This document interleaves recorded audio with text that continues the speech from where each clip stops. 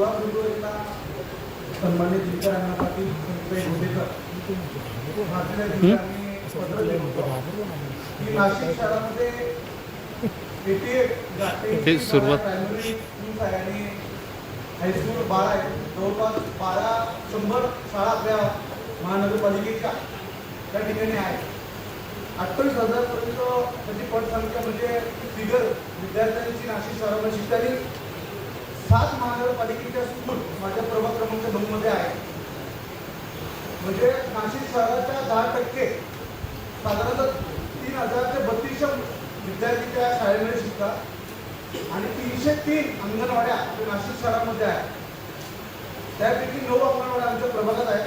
खरं अर्थाने प्रभाग क्रमांक 9 आमचं छत्रपती शिवाजीनगर, शमीनगर आहे, छत्रपती संभाजीनगर, ध्रुवनगर हा भाग खरं कष्टकरी त्यानंतर कामगार आणि शेतकऱ्यांचा आमचा असा भाग आहे.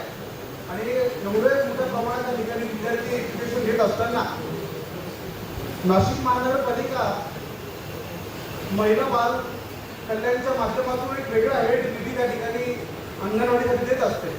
परंतु महापौरताई मी एक वेगळे फोटो जिओ टॅग करून ऐकतो मॅडम, त्या ठिकाणी आम्ही वेगळे फोटो जिओ टॅग करून आलेले 800 मुलं माझ्या प्रभाग क्रमांक 9 मध्ये 9 अंगणवाडीच्या त्या ठिकाणी विविध ठिकाणी भरतात आणि उघड्यावरती पावसाळ्याचे दिवस असू दे, थंडीचे असू दे, उन्हाळ्याचे दिवस असू दे, त्या ठिकाणी एकही इन्फ्रास्ट्रक्चर त्या ठिकाणी अंगणवाडीसाठी नाही, बसण्यासाठी मॅट्स नाही, बेंचेस नाही. परंतु जर महानगरपालिका त्या ठिकाणी वेगळा हेड निधी त्या ठिकाणी अंगणवाडीसाठी जर तरतूद करत असेल तर मग अशा विद्यार्थ्यांना आपण उघड्यावरती सोडणार का? त्या ठिकाणी जर आमच्या भागामध्ये 3,000 ते 3,500 मुलं हे नाशिक शहराच्या महापालिकेच्या त्याची पट जी आहे ते आमच्या भागामध्ये जर एज्युकेशन घेत असेल तर मला वाटतं की आपण प्रायोरिटी दिली पाहिजे. मी आपल्याला एवढी विनंती करेन की एज्युकेशन ही प्रायोरिटी आहे.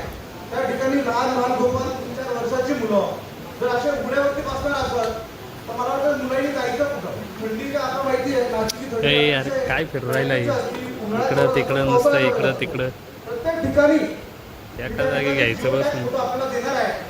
आपण त्या ठिकाणी काहीतरी उपाययोजना कराव्या विद्यार्थ्यांसाठी.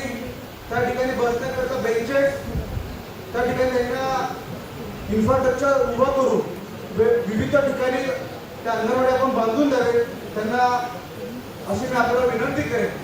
कारण की आजचा हा दिवस अतिशय महत्त्वाचा आहे. महिला बाल कल्याण विभागाच्या माध्यमातून हेड निधीमधून आमच्या प्रभाग क्रमांक 9 मध्ये विद्यार्थ्यांसाठी आपण हे सर्व उपाययोजना कराव्या मी असं सांगतो. धन्यवाद. मला बोलून दिलं मी महापौरताई आपला आभार व्यक्त करतो. धन्यवाद.